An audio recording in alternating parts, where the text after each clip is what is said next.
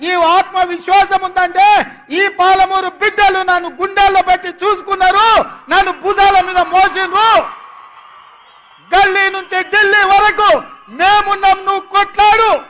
అది మోడీ అయినా సరే, కేడీ అయినా సరే, బిల్లా అయినా సరే, రంగా అయినా సరే, ఎవడినైనా నువ్వు ఎదురొడ్డి నిలబడు, తొడగొట్టి పడగొట్టు అని మీరు చెప్పిండ్రు. కాబట్టి ఇవాళ ఈ ఆత్మవిశ్వాసంతో నిన్న మొన్న నరేంద్ర మోడీ గారి మీటింగ్లో కూడా నా రాష్ట్రానికి నువ్వు నిధులు ఇవ్వాల్సిందే, అభివృద్ధికి సహకరించాల్సిందే.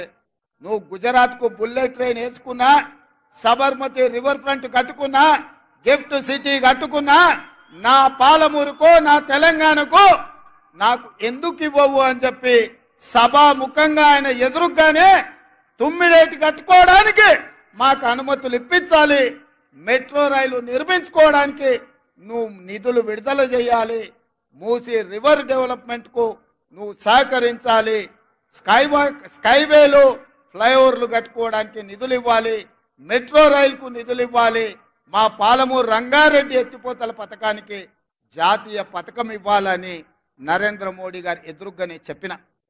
ఇవాళ కొంతమంది సన్నాసులు మాట్లాడుతున్నారు, రేవంత్ రెడ్డి నరేంద్ర మోడీ గారికి ఎందుకు వినతి పత్రాలు ఇచ్చిండు అని.